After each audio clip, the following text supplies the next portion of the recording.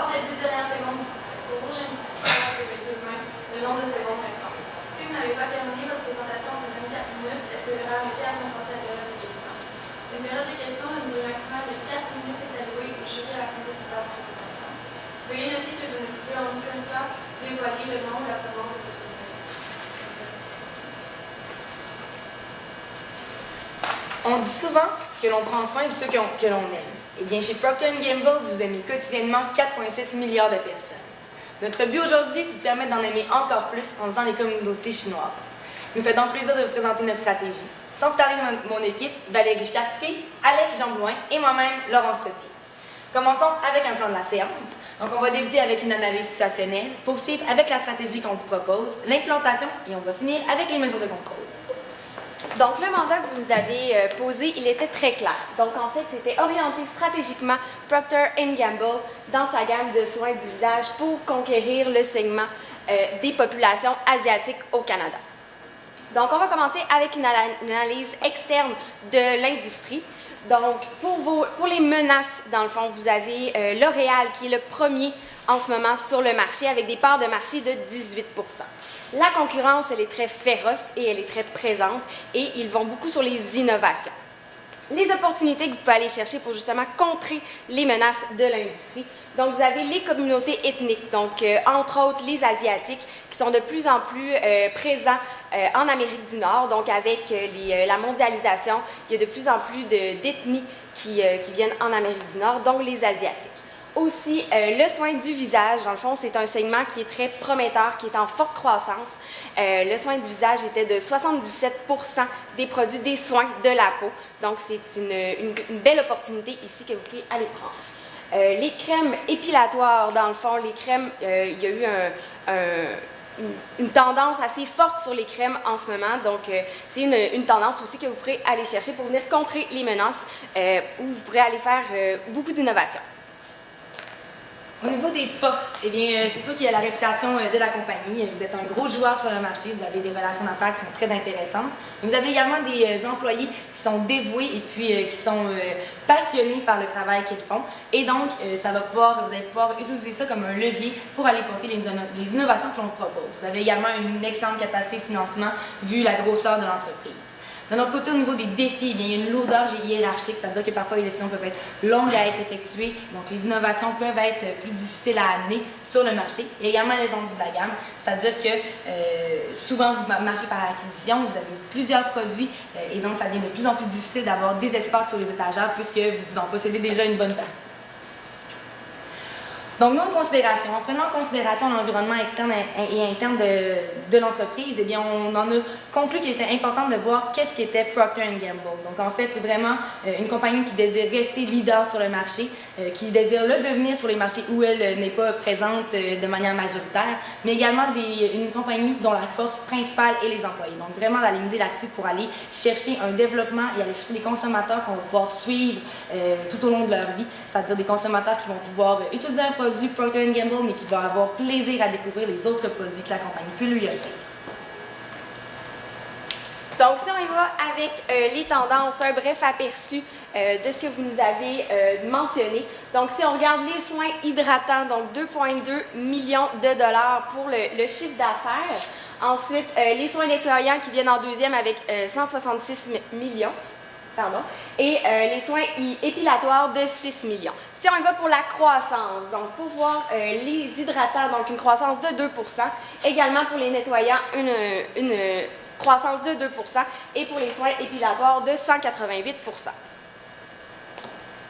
Au niveau des besoins et préférences des consommateurs, donc on l'a dit, on vise principalement les communautés asiatiques.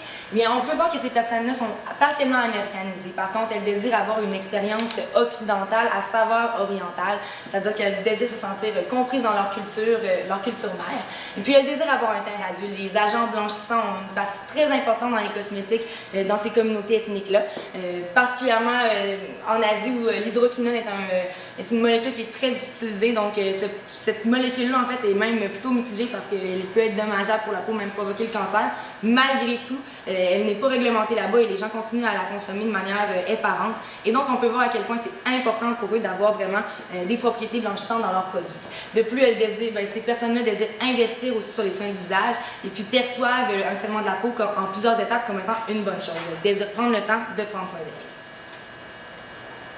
Au niveau des différentes options que vous nous aviez proposées, il y avait premièrement amener une nouvelle marque sur le marché, intégrer une marque que vous aviez en Asie et l'établir en Amérique du Nord, et finalement adapter une marque que vous avez actuellement. Ce qu'on a remarqué au niveau de la nouvelle marque, bien, la rentabilité allait être plutôt difficile, les investissements allaient être majeurs, et puis donc quelque chose que vous regardez qui était très important, le retour sur investissement, devenait chambranlant de ce côté-là. Au niveau de l'intégration d'une marque, ce qui se produit en fait, c'est que les marques que vous possédez en Asie actuellement qui marchent très bien visent plus le haut de gamme. Cependant, comme on vous l'avait expliqué, la pyramide démographique étant tellement grosse en Chine, par exemple, le segment des personnes qui nantis reste considérable. Par contre, la situation au Canada ne sera pas la même. Les produits haut de gamme n'auront pas un aussi franc succès puisque la proportion de ces personnes-là qui font partie des communautés ethniques qui sont bien nantis ne sera pas aussi importante. Et donc, la pertinence d'amener ces marques-là est moins intéressante. On a donc suggéré d'adapter une marque puisque cela répond à tous nos critères, c'est-à-dire que c'est pertinent, faisable et tout à fait rentable. On propose donc une stratégie qui se décline sur 4 aspects, le produit, la distribution, le marketing et les ressources humaines. On va donc vous proposer un complexe de 3 étapes adaptées aux peaux asiatiques en utilisant la marque Olay. Qu'est-ce qu'on va faire? Un ensemble de produits en 3 étapes. Donc, ça va être premièrement un fluide fraîcheur qui va être fait à base de perles. Donc, la poudre de perles va venir aller chercher l'effet de blanchissant que les communautés asiatiques recherchent et adorent. Une crème bébé, on va pouvoir utiliser la technologie que CoverGirl a créée suite à son lancement de produit. Et finalement, une crème anti-rides. Donc, le produit va également pouvoir être utilisé par les personnes qui ne désirent pas utiliser la crème anti-rides et qui pourront procéder à l'application des 2 premières crèmes. On a également choisi d'intégrer des ingrédients chimiques et naturels à la conception du produit. Et on n'ira pas dans le dépilatoire facial vu la pilosité moins importante des communautés ethniques asiatiques. Et pas de FPS pour vraiment assurer qu'il n'y aura pas de problème de turnover. C'est-à-dire que le produit FPS va venir à expiration et donc on va avoir beaucoup de problèmes à ramener les différents produits. Et puis ça peut engendrer des coûts assez importants pour la compagnie. On va également avoir un emballage qui va être en anglais, en mandarin et en cantonais. Et puis on va avoir une création de produit qui va durer environ 8 mois. Et on pourrait faire participer les États-Unis dans la création du produit s'ils sont intéressés. Par contre, dépendamment des relations que vous désirez avoir et puis le type de propriété que vous désirez avoir sur le produit, bien, ce sera à vérifier avec les dirigeants. Donc, au niveau des endroits que nous avons considérés qui étaient intéressants de venir implanter cette nouvelle stratégie, bien sûr, on parle des commerces asiatiques de quartier, donc dans les 2 grands centres urbains du Canada où les populations asiatiques sont très fortes, donc à Vancouver et à Toronto. Donc, on parle de 72% des Chinois au Canada qui résident dans ces 2 villes, donc nous croyons que ce sont vraiment les meilleurs marchés pour le faire.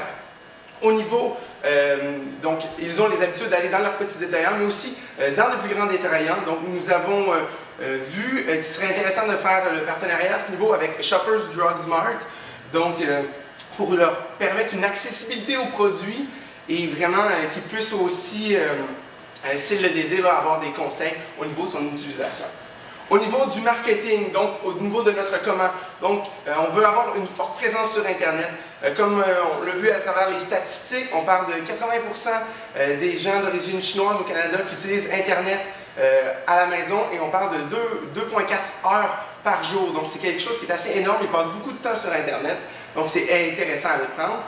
Au niveau des médias ethniques, bien sûr, c'est leur principale source et se sentent beaucoup plus rattachés à ces niveaux, à ces médias, donc c'est bien de les cibler à ce niveau-là. Même la déclinaison un peu là, de ces médias ethniques-là au niveau des imprimés et de la télévision.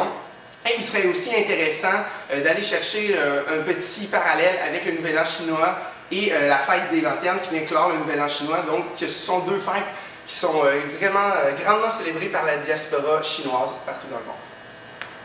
Au niveau des ressources humaines, premièrement, ça va être de miser au niveau du contact avec, les détaillants. Vraiment un conseil personnalisé pour sensibiliser la force de vente à la qualité du produit et vraiment l'adaptation spécifique pour les pots asiatiques.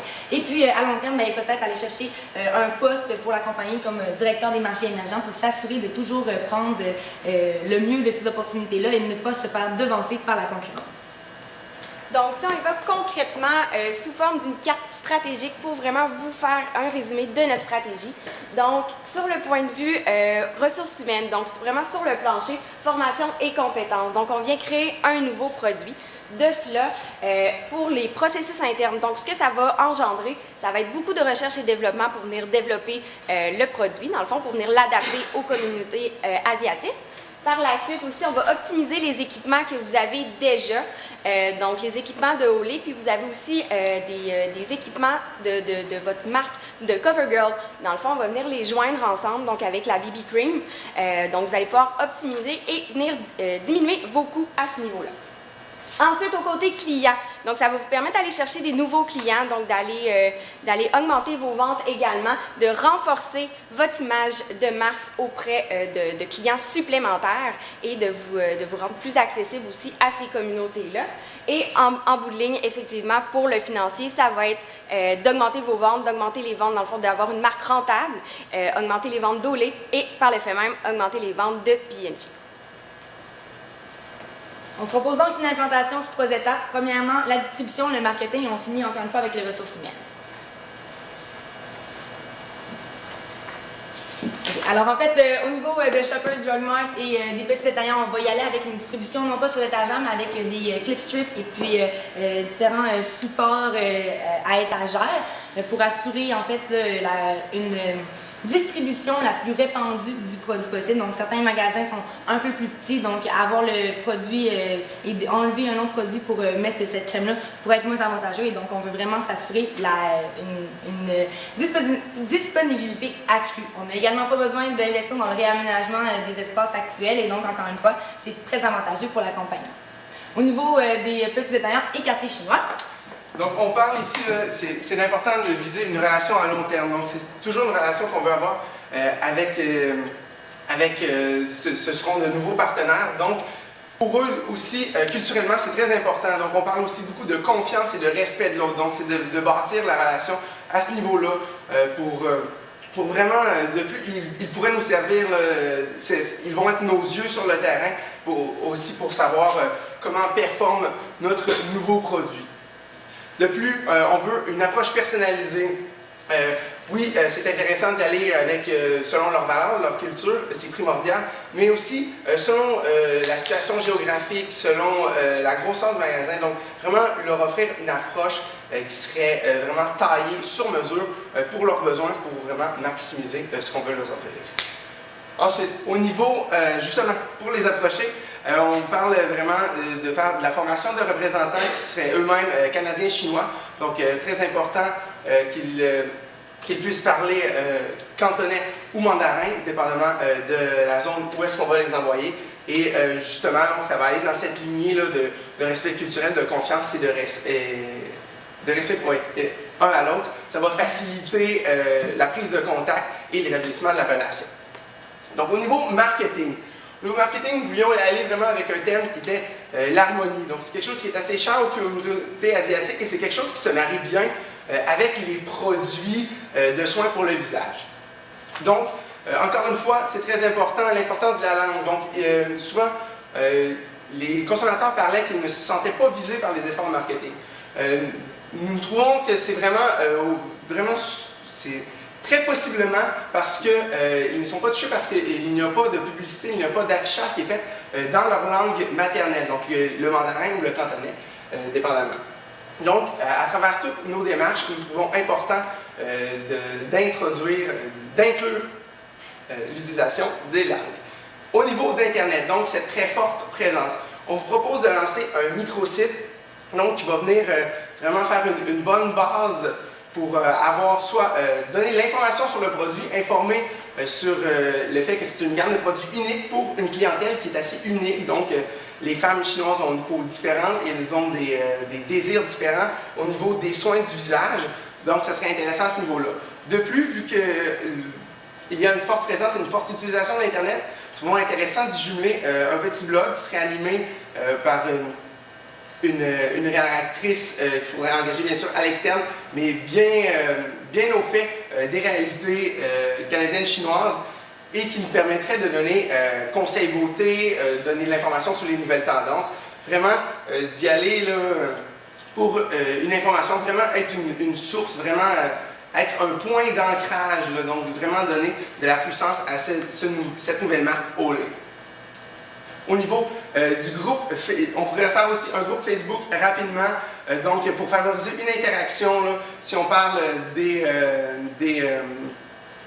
expériences des consommatrices par rapport à l'utilisation de notre produit qui est faite pour eux et l'utilisation des autres produits, ainsi que faire la promotion de ce site web et de ce groupe Facebook par de l'affichage ciblé dans les quartiers. Donc on pensait surtout à des abris d'autobus par exemple, et aussi des publicités ciblées, donc on y va par exemple avec des pre-rolls sur YouTube, donc sur des vidéos qui sont vraiment ciblées donc des vidéos qui sont en chinois, qui sont produites souvent localement en Colombie-Britannique ou en Ontario, ainsi que sur les sites pertinents, donc en chinois, en mandarin et en cantonais encore une fois.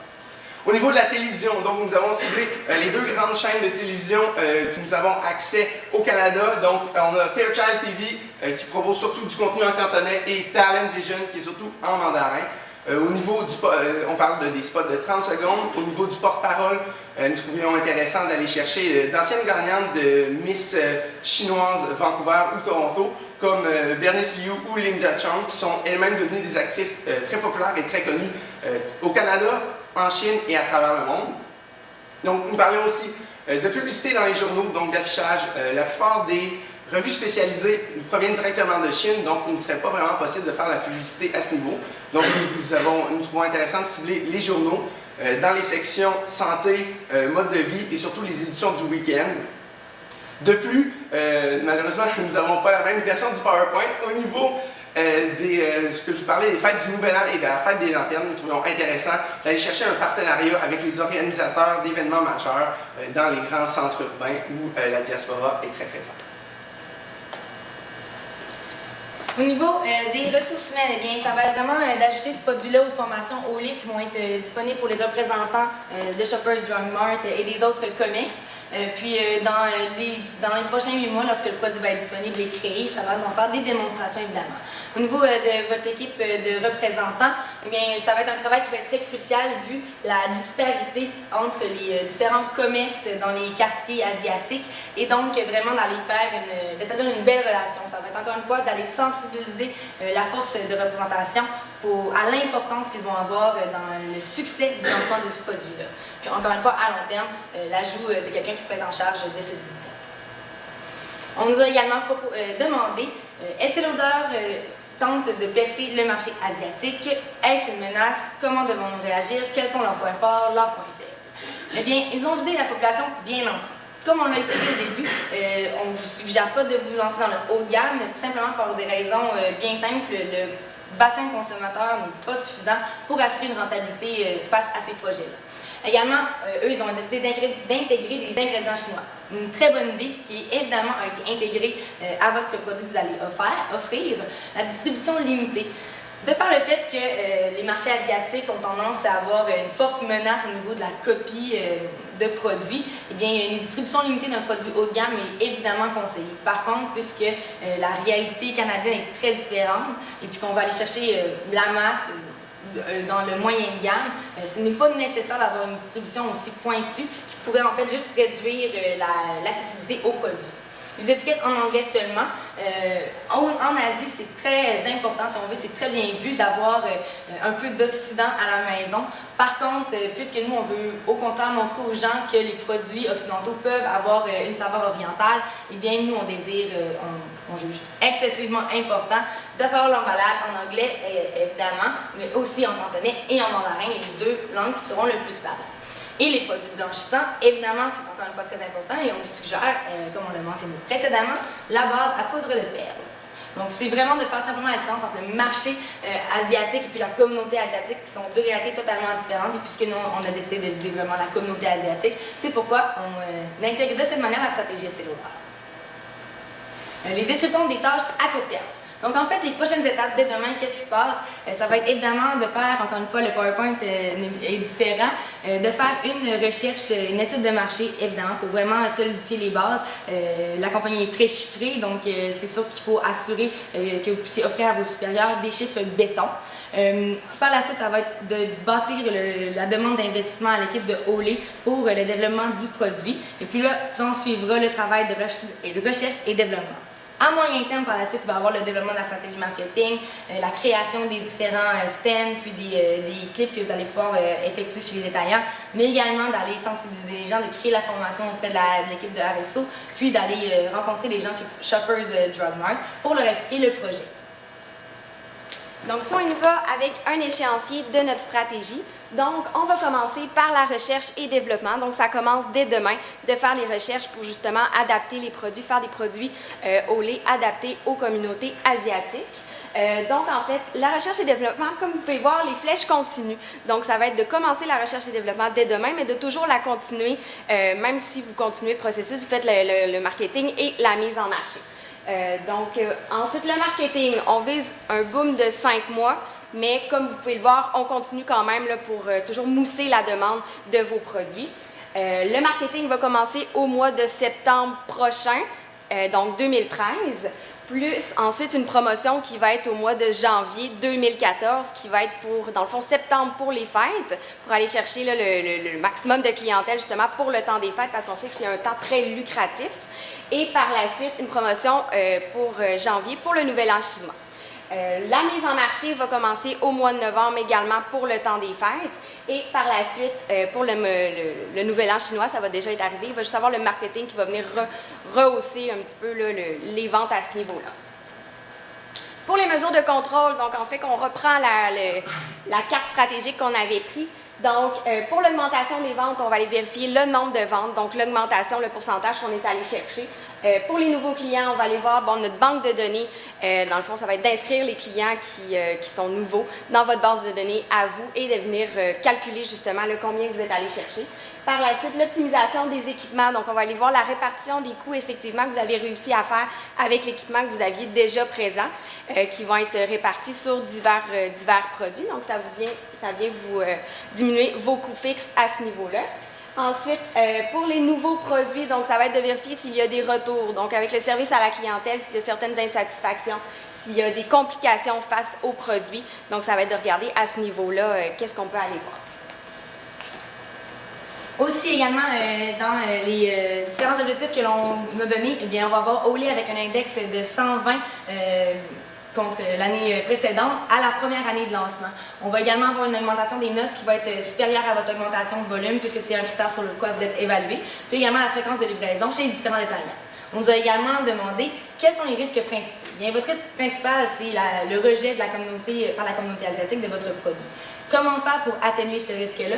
Bien évidemment, il va y avoir une étude de marché, il va y avoir les différents tests qui vont avoir été effectués pour justifier la qualité du produit. Cependant, comment on s'assure vraiment que la communauté asiatique va intégrer ce produit-là à ses activités? Eh bien, c'est principalement de par l'adaptation de l'emballage à leur langage, le marketing qui va être ciblé, chose qui n'est pas faite dans le domaine, et puis également de par les porte-paroles qui vont vraiment aller chercher leurs habitudes de consommation, mais également leurs désirs et puis leurs différents objectifs beauté quand on peut se comparer. Pour ce qui est du budget, là, comme on avait mentionné, on n'a pas la bonne version du PowerPoint. Ça va nous faire plaisir de vous la passer à la fin de la présentation. Là, on va passer là, directement à la conclusion. En principal, vous aviez un retour sur investissement assez intéressant avec un profit au bout de 5 années d'environ 4,25 millions de dollars, si mes souvenirs sont bons. Mes souvenirs sont bons. Et puis, c'est donc avec un produit adapté à base de poudre de perles, 3 compartiments que les Asiatiques vont apprécier, qui vont être disponibles aux endroits qu'ils fréquentent, mais également à une communauté étendue grâce aux pharmacies Pharmaprix, et puis un marketing personnalisé ciblé qui va venir les rejoindre dans leur quotidien, qu'il vous sera possible de gagner et de devenir leader sur le marché des communautés asiatiques au Canada. Nous sommes maintenant prêts pour une période de questions.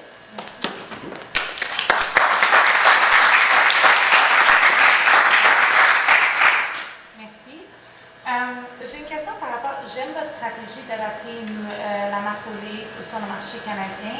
Ma question, c'est, vous avez choisi de ne pas aller dans le côté prestige du domaine des soins de la peau, qui est comme au-dessus de 40% des ventes au Canada, dans lequel P&G ne joue aucun rôle. Est-ce que vous pouvez me revenir un peu sur les critères de décision là-dessus?